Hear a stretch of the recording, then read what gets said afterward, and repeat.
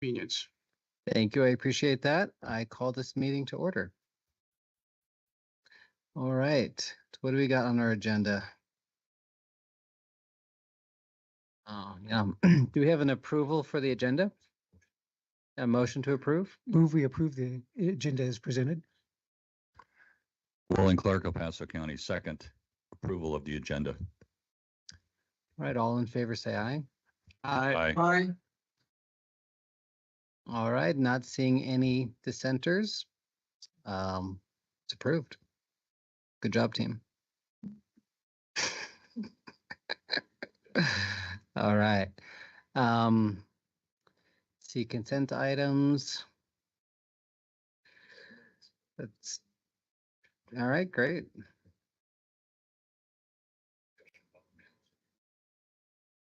All right. Any discussion about the minutes? Oh, Miley Foster, El Paso County. I'll move to approve the minutes. Thank you. Gary Sugared at large, second. All right. Any discussion? Or perfect. Thank you, Welling.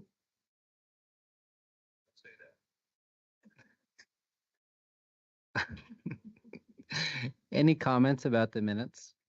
Any Carrie questions? Storm Manitou abstaining from voting. Okay, thank you. Any further comment? If no comments, all in favor, say aye. Aye.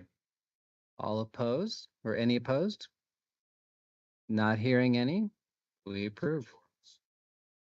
And if for a note, Terry Storm has abstained from voting because she was not here. Thank you.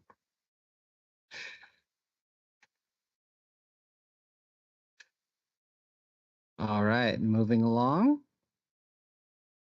Mr. Chair, before we move along, Chris Crockett does have her hand raised online. Oh, thank you. All right, Chris.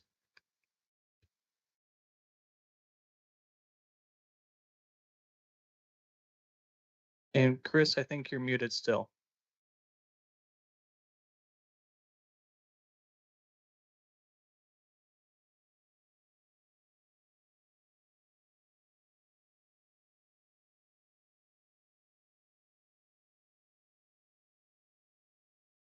Looks like Chris, she's waving her hand, so I think we can move forward. I think she's working on it.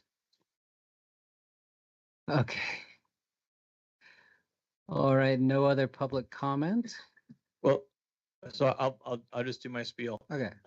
So anyone who's online who'd like to provide public comment, please use the raise hand function at this time. And anyone in the room who'd like to provide public comment, please go to the podium at this time. While we're waiting for people to do those two things, I'll just let the committee know that we did not receive any advance requests for public comment. We did not receive any written public comment that we would have forwarded to the committee members before this meeting started. As I say all that, I see no hands raised. I see no one at the podium. So, Mr. Chair, I think we can proceed at your discretion. All right, thank you very much. Looks like we're at action items. Number 5, so site application for Las Vegas Street Water Resource Recovery.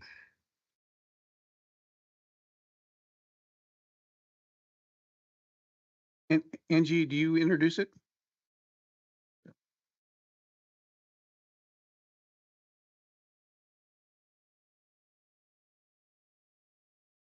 All right. Hi, everybody. Angie Martell, environmental planner at PPACG.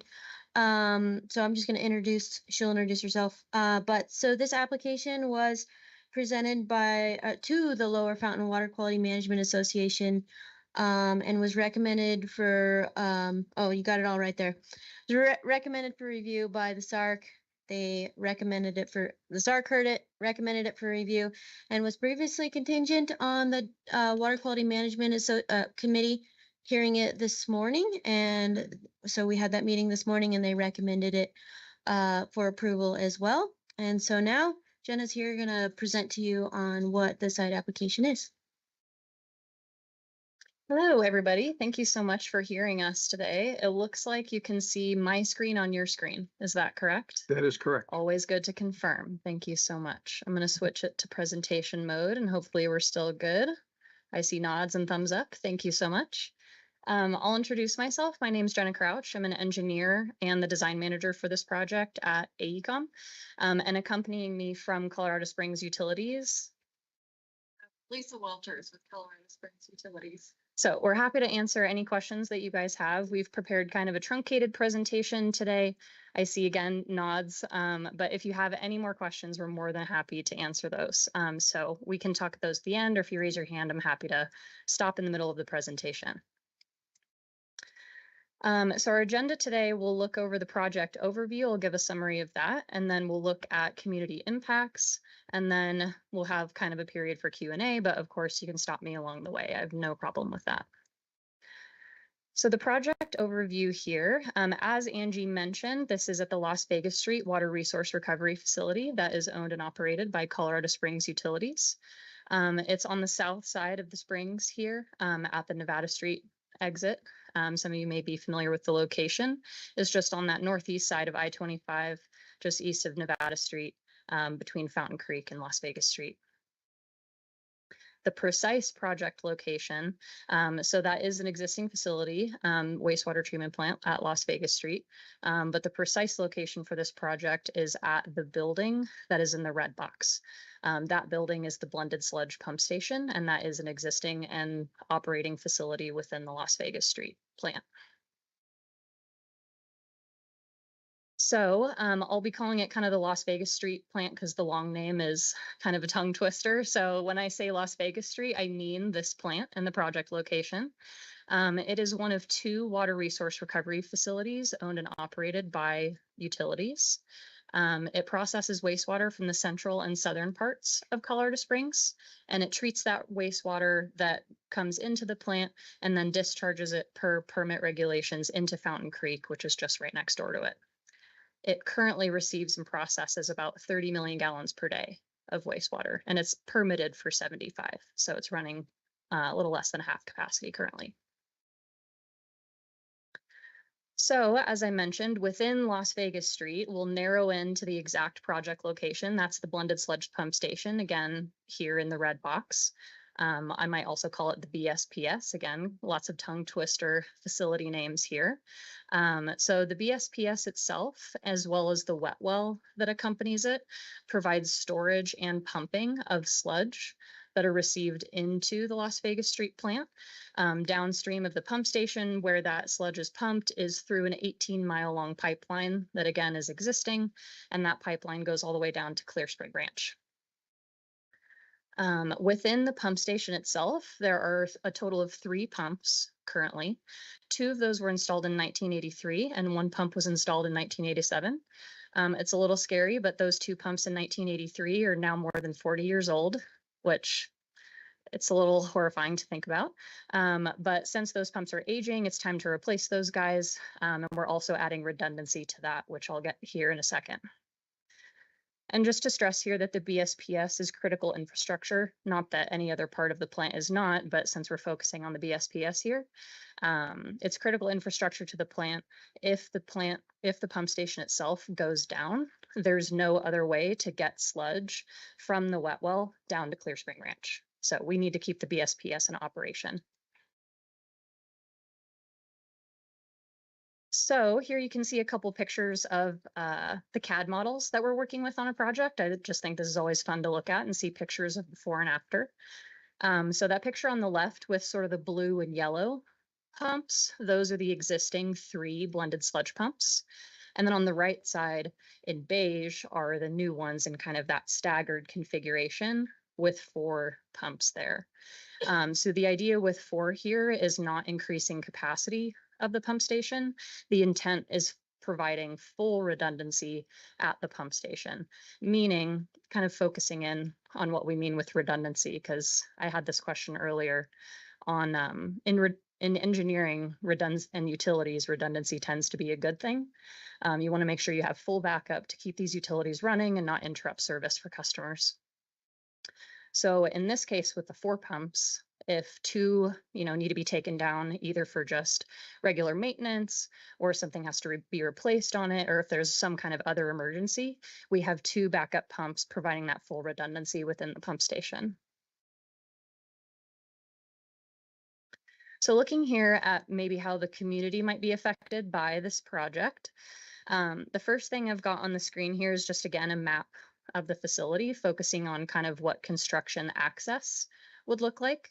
In the orange arrows here, you can see, just a potential truck that's going to the site might access through that Nevada Street exit, follow along Las Vegas Street, and turn into the plant site.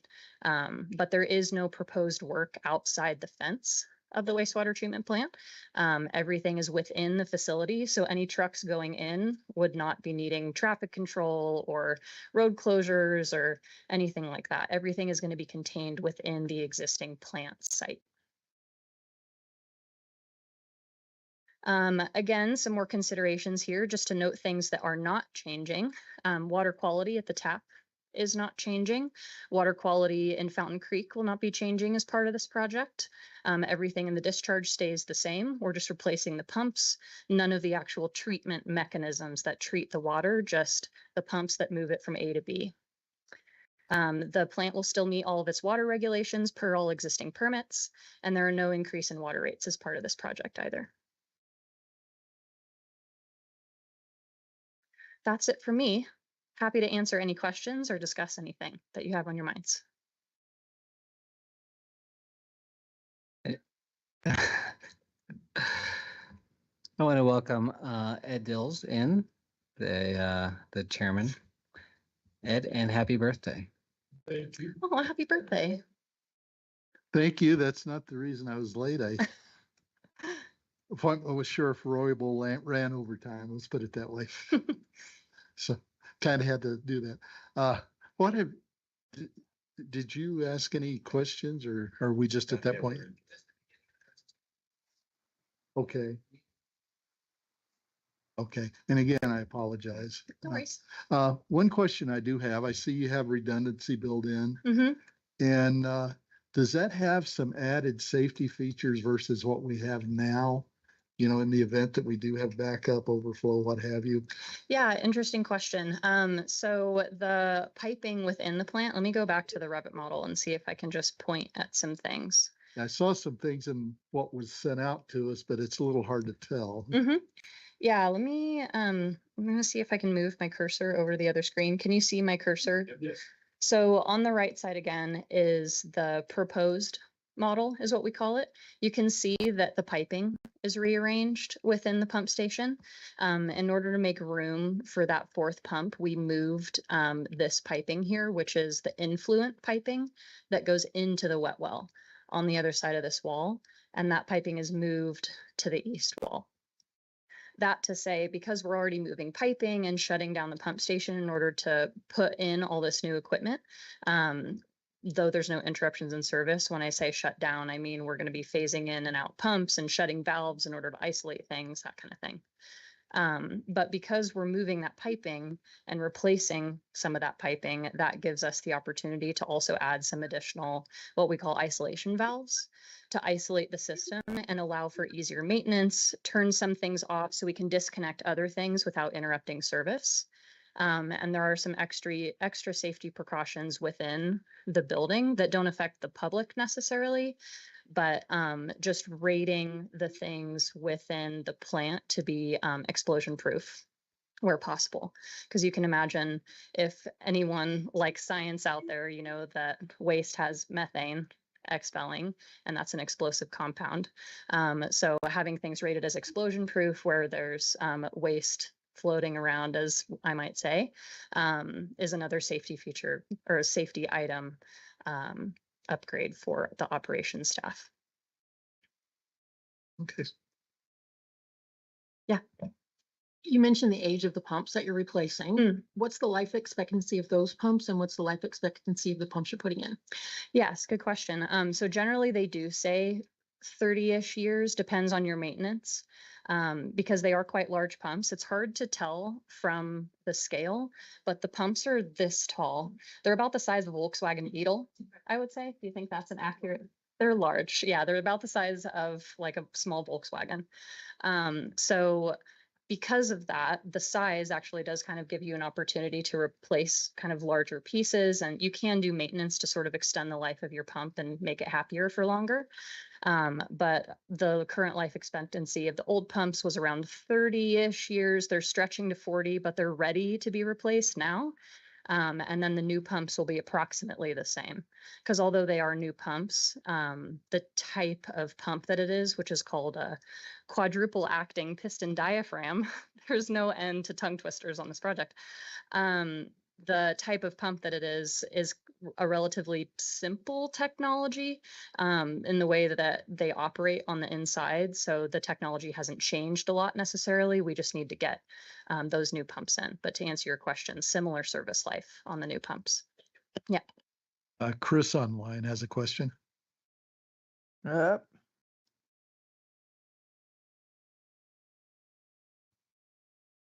anybody see that? We can hear you. You can hear me? Yep. You're kidding. Nope. Okay, You're well- doing fine, Chris.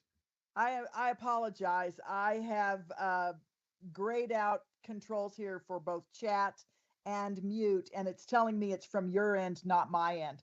My question actually is about the material that starts on page 10. It's called Comparison of Approved and Proposed Treatment Facilities. You've got the approved treatment facility, and then you've got the after proposed treatment modifications, and everything is exactly the same. Is this because you don't expect there to be a reduction in capacity? Or I was under the impression that this part of the form would show me how it changed. What am I not understanding? No, great clarification. And it might be something I trimmed out to, take some data out of the presentation, but definitely happy to go through that. So the reason we're all here today is because the new pumps technically have a capacity increase of 17%.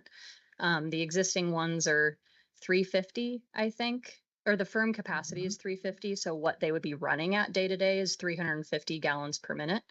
But the total capacity of the pump, which is, if you put pedal to the metal, you can run it as you can rev it higher, basically.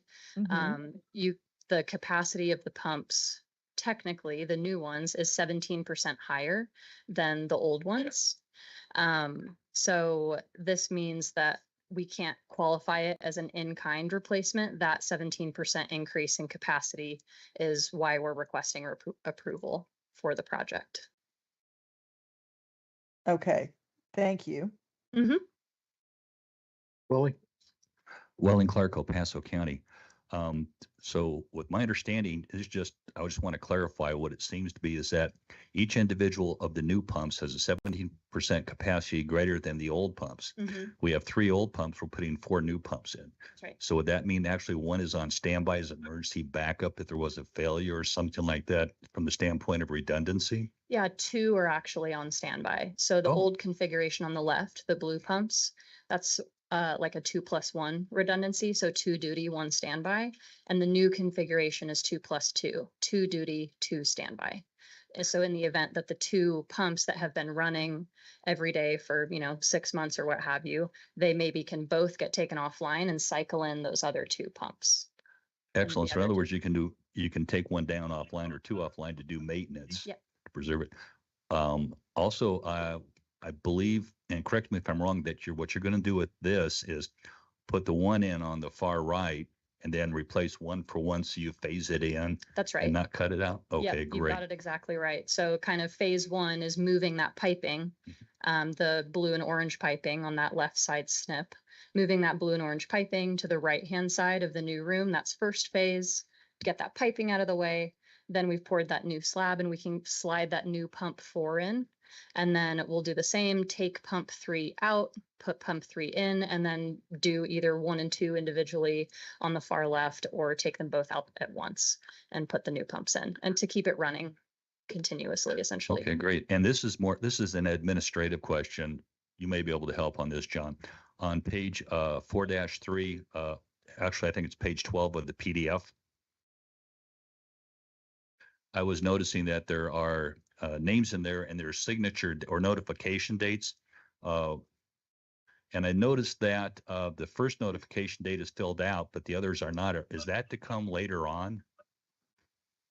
I'd like to use my phone a friend. Come on up, Angie. The question is it a procedure where it's not fully done, but it has here to then go through notification for the different individuals of the different towns and everything and the agencies? That's right, the second one. Okay, thank you. We've had submissions before that were missing lots of data. So no, thank you. Thanks for the clarification. No more questions. Anyone online with a question? Are we looking to have a motion to send this to the board? Yes.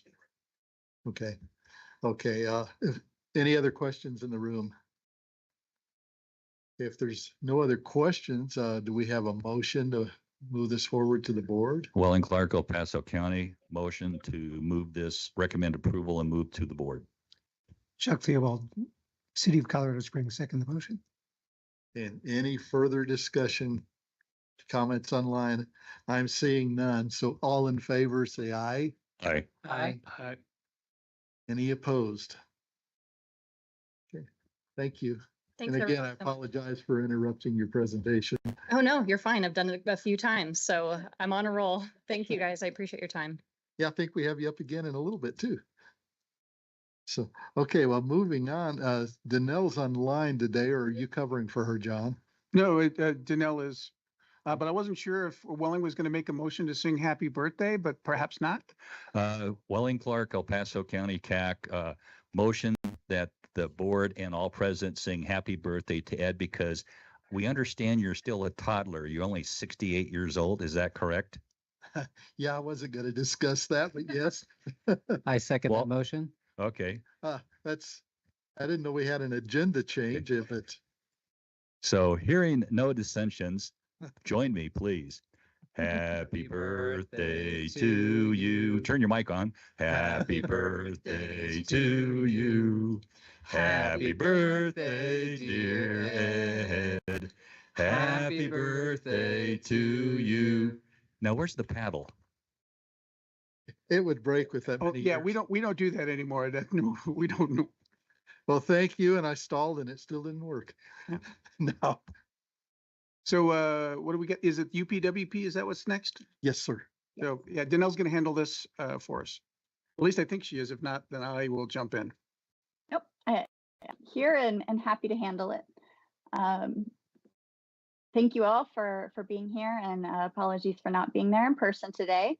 But today we have the Unified Planning Work Program. As we talked about last month, it's a federally required document that details how PPACG plans to use the federal planning grant funding that we receive for transportation planning for the region. We brought this document to you last month as an information item, and there have not been any substantial changes since you saw that document. The only changes have been a couple of minor wording adjustments per request from the Federal Highways Administration. In part, they really wanted us to try to ensure clarity for items that are state requirements that are not federal requirements. I am happy to answer any questions, but just in the interest of time, and since we talked about this last month, I won't go into detail unless folks have something you'd really like to discuss. But we are looking today for a motion to send this to the board to release for public comment.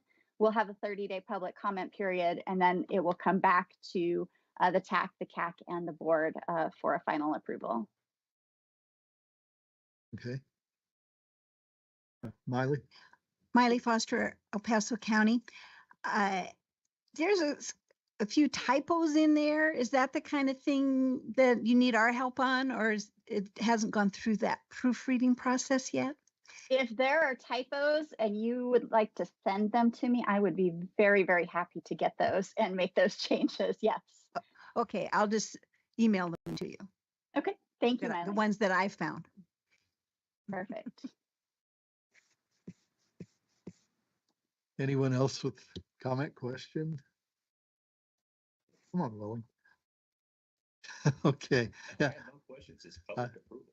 I see nothing online either, so if we could get a motion to move this forward to the board. Yes, correct.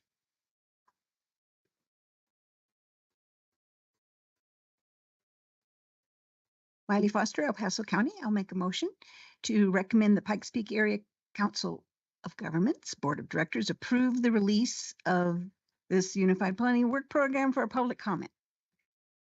And a Carrie second. Storm, Manitou Springs, second. Okay, we have a motion and a second. Any further comment, discussion? Do you have one? Okay, hearing none, all in favor, say aye. Aye. Aye. Any opposed? And there are none, so that's passed. Thank you, Danelle. Thank you. And I think you're up next with the fiscal year. Indeed, I am.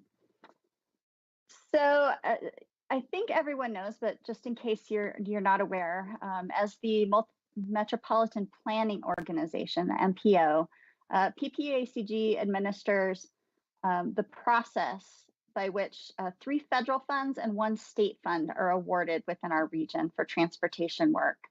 That state fund is the Multimodal Transportation and Mitigation Options Fund, which is a relatively new fund. And as you all likely know, the state legislature was facing a significant budget deficit this year. And as part of that, the new budget that was passed, there was basically a sweep of unspent MMOF. So essentially what happened for our region is, let me bring up the exact numbers so that I'm looking at the right thing. But it ultimately results in about a $5 million, little over $5 million reduction in MMOF to our region. However, because we did have some funding that was not yet awarded, and also because there's some anticipated increases in revenue in the coming years, we worked with CDOT, and ultimately the number that we were over-programmed basically is about $3.3 million. So what we needed to do was take that to the Transportation Advisory Committee. We held a workshop to talk through the projects that have MMOF funding and what projects, if any, folks would be willing to remove that funding from. All of the jurisdictions, members from all of the jurisdictions were present at that meeting, as well as some of the nonprofits, because that state funding is the only funding that goes through our transportation department that is also eligible to nonprofits that provide like that paratransit service, like Envita and Silver Key. We also have Pike Ride has some MMOF funding for their services. So it's a little bit of a different kind of funding stream than our federal funding streams. However, we were able to come up with some solutions to reduce our over-programmed funds, which is detailed in this table, I guess is what I'm saying, the table in your memo. So what we did was all of the funds that are programmed currently that remain in the Transportation Improvement Program were rolled forward to 2026. However, the state is working with those folks to still let them move forward with their projects now and get that funding obligated and spent and under contract as quickly as possible. However, there were a couple of projects we did take funding from. And those projects are the third item in the table there, the Union Boulevard Urban Trail, that was reduced by about $745,000. The TIP ID 2021-026, the bus stop ADA compliance. We reduced the multimodal funding in that project by a little over $1 million. The item 2019-028, the Monument Jackson Creek Parkway expansion. And that is a fairly large project. The funding, the multimodal options funding in that particular project is designated towards sidewalks. And that was reduced by about 685,000, a little under 685,000. And then finally, there was a Colorado Springs through the PPRTA, Homestead, Woodman, and Skyline Trail crossings. That's 2023-021. And we removed 853,000 from that particular project.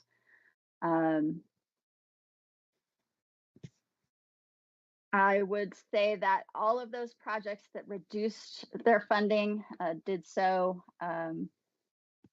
They came to us, basically the city in particular, Colorado Springs, came to the workshop and said they would be willing to reduce those awards, as did Jackson Creek Parkway through Monument, after some discussions with the TAC.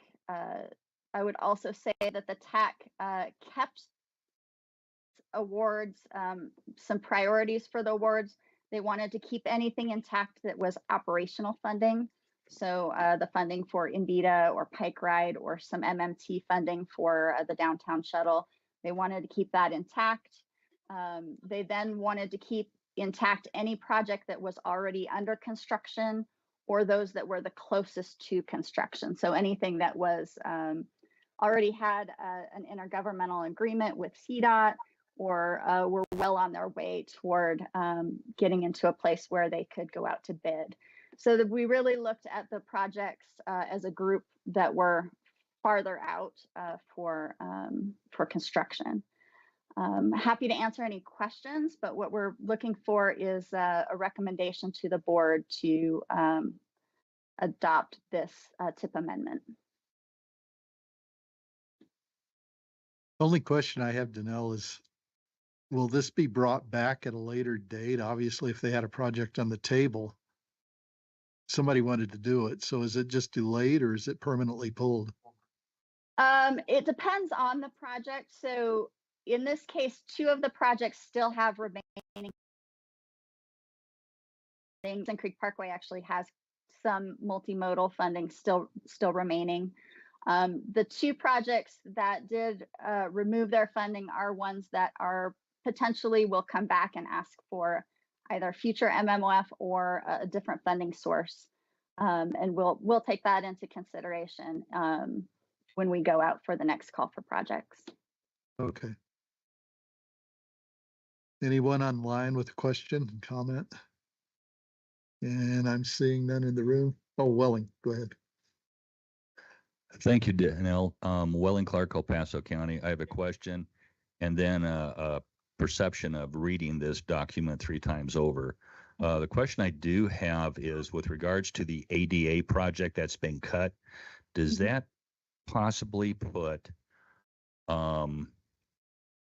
burden on PPACG and the local municipalities from the standpoint of ADA lawsuits? I don't believe so at this time. They are improvements that MMT plans to make, but I don't believe anything is a necessity at this point. Okay, thank you for that. I was worried about burden being placed on our local municipalities by an action of the state. And my comment is the state increased its budget by well over $1 billion this year on projects, and they cut multimodal to balance that budget. And as a citizen, I don't know how the rest of this committee feels, but Rob and Peter pay Paul is the way I look at it, and it's not a happy camper here. But I just want to thank you all, Pikes Peak Area Council government, all the municipalities working together to try to keep the things that are in place rolling, as well as trying to move things out and keep them on the books for future projects. And one of the things I want to tell all my committee members is that this is a directive of the state and that our municipalities, PPACG and all that have to respond with what's directed by the state in that aspect. So I think our PPACG and everyone did a really good job in trying to balance the budget that someone else came out and changed on them. So thank you. And just to clarify, Welling, that bus stop ADA compliance, it still does have both regional TAP funding, that's Transportation Alternative Program, and PPRTA funding in it. So it is not a canceled project. It does still have funding. It's just does not it will not have the multimodal funding after this TIP amendment goes through. And thank you for that, Welling.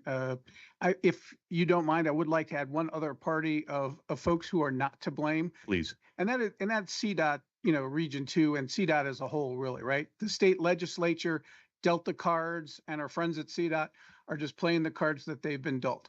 So at no time did they have any input or say, oh yeah, hey, there's a reason why this money is sitting here. We're working on these projects. Please, the state legislature does what the state legislature does, and blame falls squarely with them and not our friends at CDOT. And again, we're very lucky with the folks that we have here in Region 2 that worked with us, looked at all the projects, said these are ones you can cut, these are ones you can't cut, these are the ones that we need to sort of light a fire under.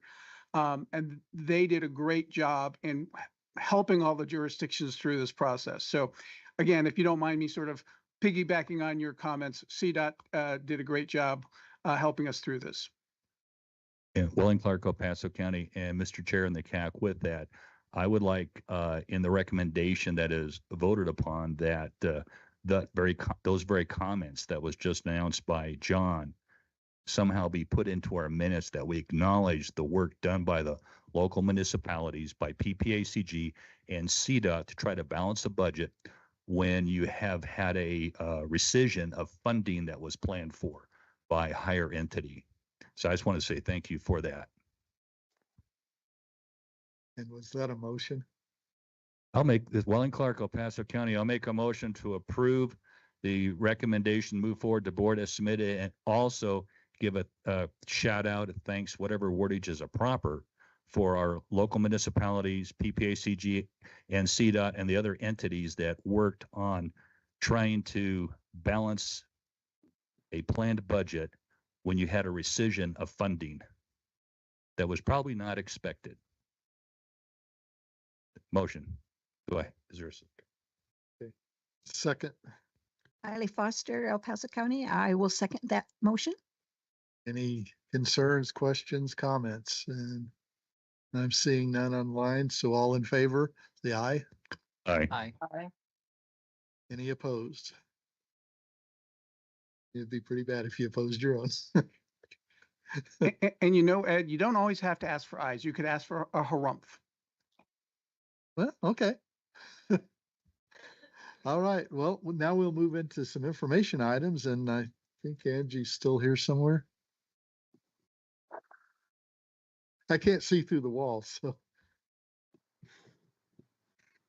if you're not here, I guess we'll give it to John.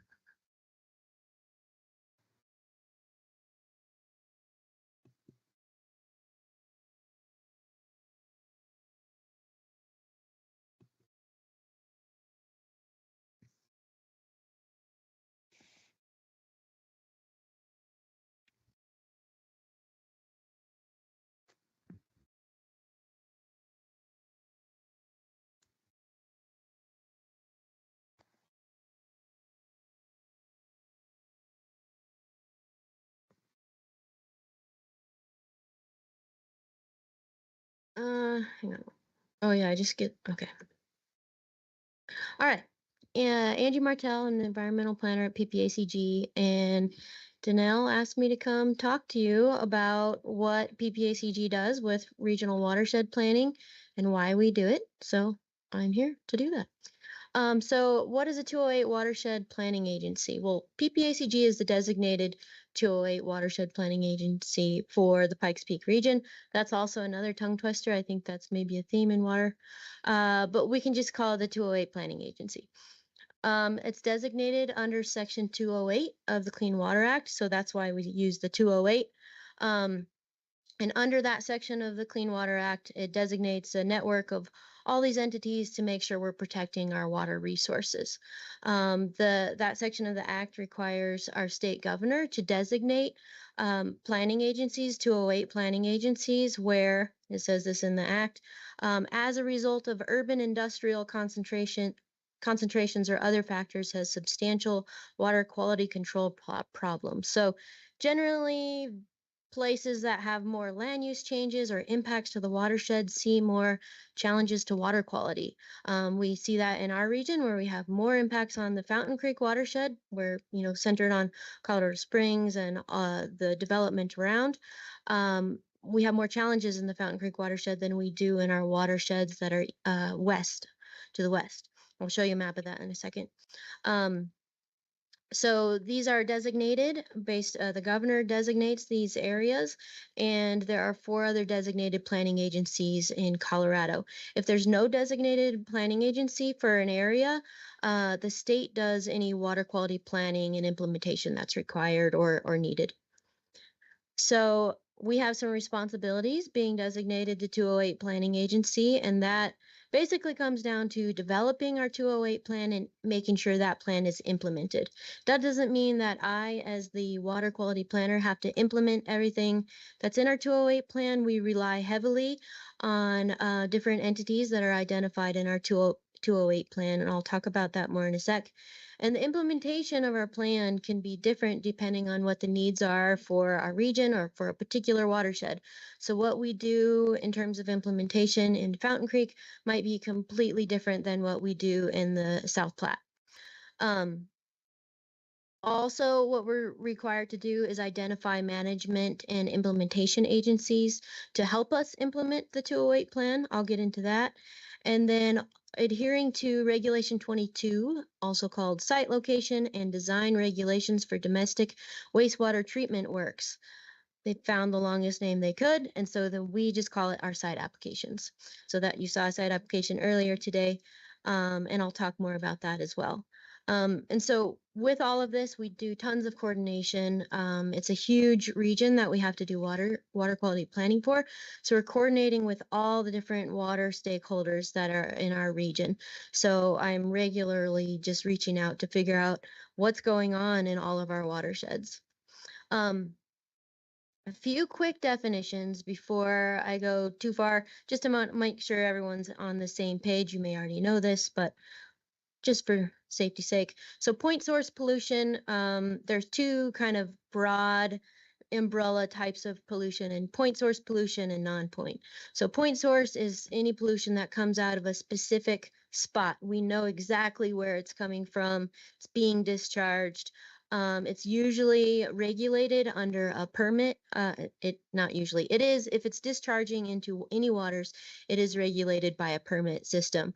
So this can be things like pipes, ditches, also our wastewater treatment facilities. But to be clear, our wastewater treatment facilities a lot of times get pointed at as they are the polluters, but they have no control over what water comes into them. They have to treat it. And then once they've treated it, it's called effluent, and that gets discharged into a stream. And that before it's discharged, they are responsible for making sure that anything that they discharge meets EPA's water quality permit or water quality standards. So even though it's called point source and it's a point source pollution, technically, I don't want to put that in the category of pollution. Then we have non-point source pollution. This is a really important tongue twisters, important source of pollution. It's extremely difficult to pinpoint and to control and to manage. It comes from basically anything that's on the ground. It rains, the rain gets on the road stormwater washes into our water system. we can't pinpoint exactly what that source of pollution was, like what it came from. We can't, it's very, I can't, not that we can't control it, it's very challenging to control. Any treatments you put on your lawn, basically anything that goes on the ground, the water picks it up and brings it into our water at some point. So it's really difficult to manage these, and a 208 plan does address that, even though it's really challenging. So our 208 plan, it's a big plan. It addresses a lot of different aspects of water quality, and specifically water quality. We can talk about water in a lot of different ways: water rights, water quantity, water conservation, all sorts of things. 208 plan specifically focuses on water quality. So what those EPA standards are for different pollutants in our water, how we control different sources of pollution in order to protect water resources. And so the three kind of themes that we look at when we're looking at water quality are treating our wastewater and stormwater management, and then those non-point sources of pollution. And again, non-point source is really, really challenging. I'll just emphasize that one last time. And so the 208 plan has a few required elements, and they're all listed here. These are all different aspects that influence water quality. And I'll just only talk about the one here, which is our designated management agencies. On the next slide, I will talk about that. So our 208 plan covers obviously the PPACG region, and it's massive. We have to know the 208 plan has to incorporate everything that's going on in this area. It's 5 different watersheds. And if we just only talk about the Fountain Creek watershed, we could talk about that for ages. But there are 4 other watersheds that we have to focus on beyond the fountain. And we have to know everything that's going on inside these watersheds. So our 208 plan does like water quality characterization. It does non-point source assessments, all sorts of things. So when we think about these site applications and regional watershed planning, we have to make sure that anything that we approve is consistent with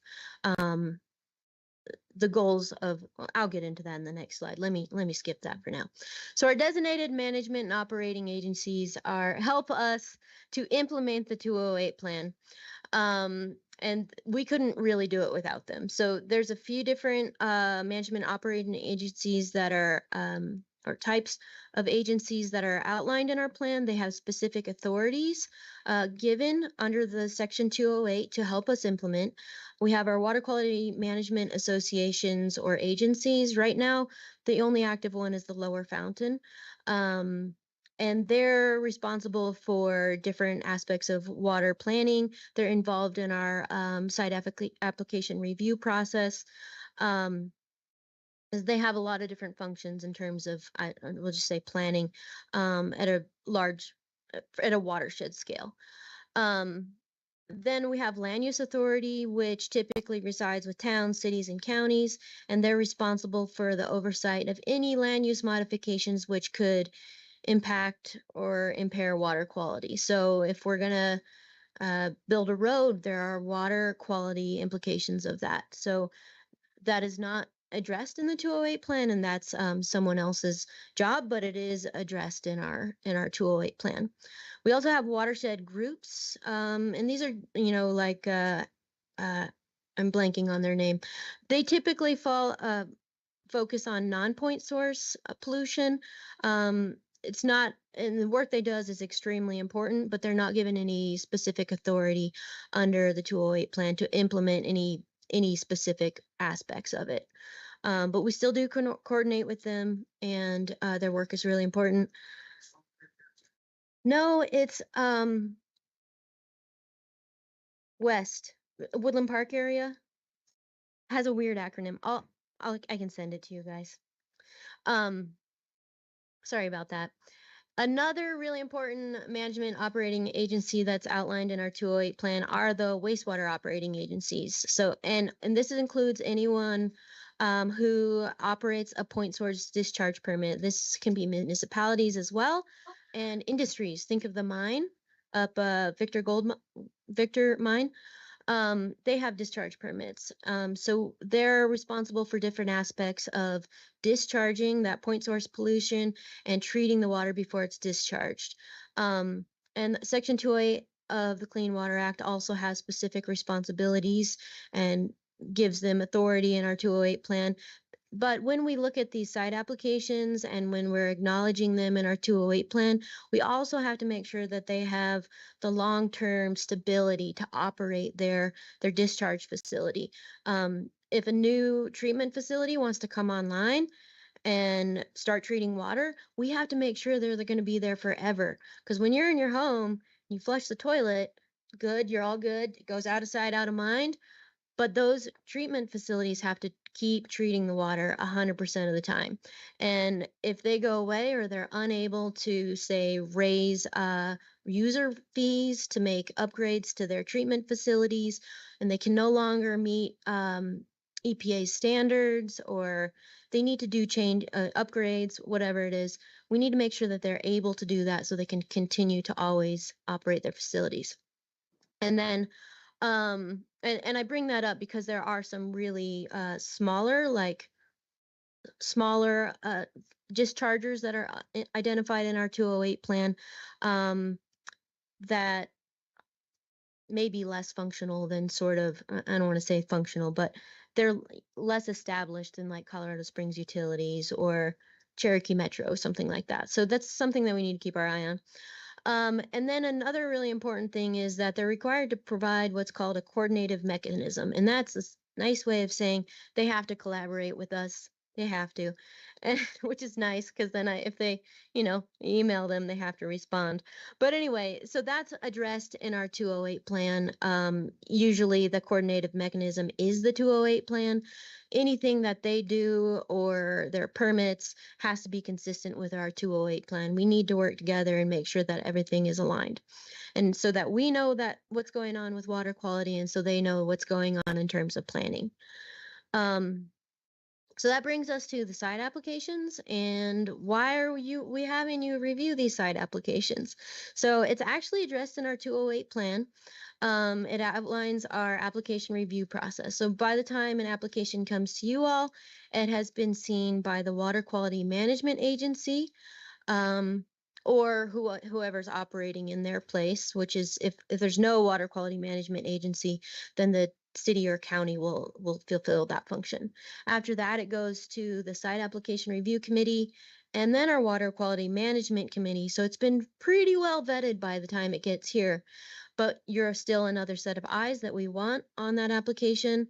And then you recommend the application to go to the board. And as we brought up in the last presentation, we are just one of the entities that signs it. We're the 208 designated planning agency.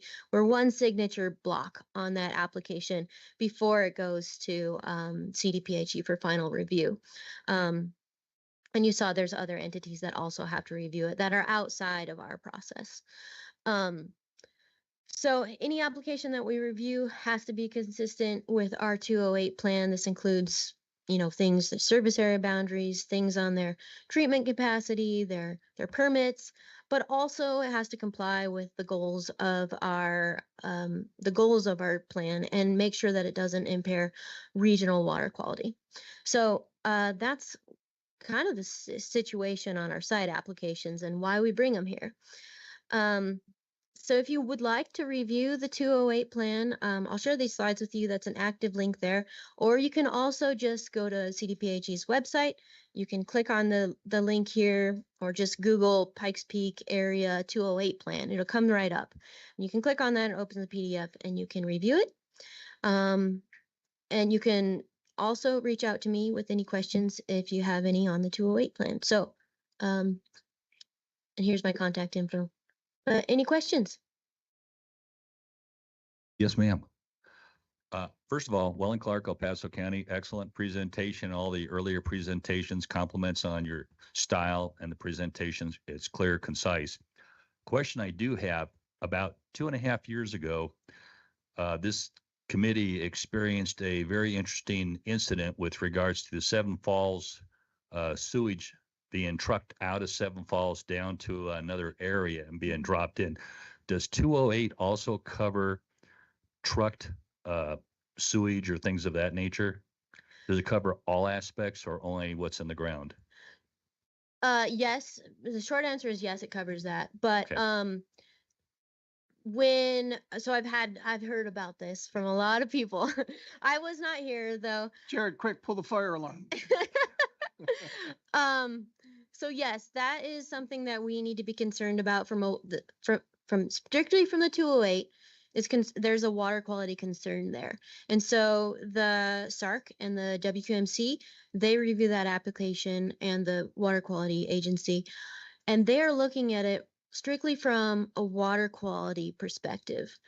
If it comes to you all, then we can start thinking about other things, land use, community impacts, sort of like that. But the 208 plan is really only concerned with how is this going to impair water quality? How will it impact water quality? And then the land use part, that's, like I said, someone else's job. We can engage with that, but the 208 plan doesn't really address the land use or planning situations that might also affect that. Just to add clarification to it, the biggest issue what citizens were saying was they were worried if what happens to this sewage pump truck tips over and water spills into the creek and things of that nature. Mhm. Does the 208 have what do you call it? Contingency Concept plans. of operations and TTPs, tactics, techniques, and procedures for addressing those type of issues? It doesn't quite get that specific. Okay. But it does, that is something that should be brought up during the application review process. And we have to kind of think broadly about how will this, if it did spill, yes, that's a water quality concern. And that's something we would bring up in the review, but it's not outlined specifically, trucks moving waste. Yeah, it just doesn't have that level of detail. Anyone else?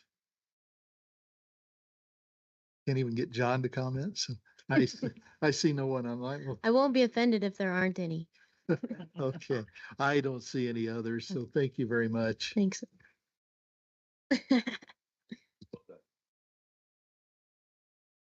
Okay, Danelle, we've got you again if you're still online. I am, thank you. So I just wanted to give a quick update on the membership of our Community Advisory Committee. This is the last meeting for a couple of folks, and we just wanted to say thank you to Sheila Williams and Chris Crockett and Miley Foster for being with us and participating and volunteering your time to support PPACG and our communities. As you all know, we are seeking 2 volunteers for at-large positions. We have sent out that application to everyone. We do have 1 new application and several folks from the last round of at-large applications who said they would like to be considered. So I think we have 1 more week or about a week and a half before we kind of close that application down and send that information out to our nominating subcommittee, our nomination subcommittee. And then hopefully we'll have those folks or those recommendations rather for the next CAC meeting, and you all can vote on who our new CAC members should be. I also put in the memo just a list of the jurisdictions that have open seats. I know that El Paso County is working on the appointment process. I know that Hey Neighbor, which is formerly Kono, is also appointing a new member. And I know that some of those other jurisdictions, especially the ones that fall outside the MPO, we haven't had a whole lot of luck in getting someone to come and sit on our CAC. If you have folks who you think might be interested, if there's some way that PPACG can help assist those jurisdictions, we would be happy to do that. We also have 2 additional spots for community-based organizations. So currently we have the League of Women Voters, Kono and NEPCO as our community-based organizations. And we have slots for 5 potential organizations. So again, if you know a group that might be interested in applying to the board to gain one of those seats, we would be happy for any kind of community involvement and additional coordination within our CAC. Would it be beneficial if I went to some of the outlying cities and did a presentation or That's a request? good question. We haven't done that since I've been here. I know that, for example, when our executive director, when Andy goes up and talks to folks, or when we happen to talk to folks, we always kind of try to put a plug in for, hey, we have this seat or that seat on this committee or some of our other committees. I think PPACG would certainly be open to help, but that hasn't been done by the Well, chair. I would think Teller and Park, Cripple Mhm. Creek, for example, they should be. Oh, John's got his hand up. Well, and again, I'm just, as a practical matter, if you've looked at the items that come through this committee, a majority of them are urban-based or MPO-based. And again, a lot of the folks that we're talking about here lie with outside of the MPO. So it's not that they're not welcome, but it would certainly, if they kind of looked you dead in the eye, Ed, after you made your presentation, said, okay, so why is this important to me? It's like, well, you have a voice on some of the things that are going on within the urbanized area, because anything that's outside of, and again, back to the big presentation that made years ago is, within the Council of Governments area, Park, Teller, and El Paso counties, you've got 9 jurisdictions that sit within the MPO. And then you've got the other 7 that sit outside the MPO. And a majority of these that are listed are non-MPO. And any of their transportation planning functions would normally operate through Central Front Range TPR, which is Okay. a CDOT function. That being said, if you're willing to go out and chat with them and they want to have somebody to have a voice and be involved, that's great. But I also don't want to push so hard to get somebody here. And then Have after them 2 be months, they're like, disappointed. why am I here? So it's Okay. one of those things, if they want to do it, great. But to the extent that they don't feel like they're here looking at what's happening in their neighbor's backyard. Sure. That's all I'm saying. Okay. Danelle, cut you off. You have anything else? Nope. Again, happy to take any questions if you have any, but again, just wanted to really thank those members who've been with us for a while, and thank you for being here and participating. Okay, Chris does have a question on the line. Actually, I don't have a question. I just wanted to say thank you to the various chairs that I've served under and the staff of the PPACG. I have learned an awful lot, and I've appreciated very much my time with this group. And I am a little sad to bequeath it to another Hey Neighbor representative, but it's important, I think, that as many people as possible get involved. So I'm happy to step back, but I wanted to thank you all for allowing my participation in this organization. Been glad to work with you. And I especially want to say thank you to Miley. I learned a lot from you over the years. Previous chair. Okay, any other questions for Danelle? Okay, well, any member announcements? Welling, barbecue at your house. You don't want to eat my cooking. Welling Clark, El Paso County. Something I raised last month, I just want to let everybody know it's been finalized between the city and CDOT. On the 17th of June, Tuesday at 10 a.m., we will be meeting in the southeast area of the South Gate Bridge to the Air Force Academy. And that is where we're going to be doing a dedication for Petty Officer First Class Griffin, who was a PBY pilot in Pearl Harbor and the first service member from Colorado to die in the Pearl Harbor attack, and possibly the first serviceman to die in Pearl Harbor. I will have I just got some information from the city. We're finalizing, speakers, agenda, and all that, but I'll get the information I have out to Danelle, if that's okay, and she can pass it on to everybody. Map, information, date, time. It's Tuesday, 10 a.m. And so that's one announcement. And the second announcement I want to, I'm authorized to announce it now is my wife, Sally Clark, is no longer working with the city of Colorado Springs for military and government liaison, but she now is appointed and she's running the state of Colorado rural development. And so, so she's highly involved with that. And this is a plug to any of our entities that are in rural Colorado.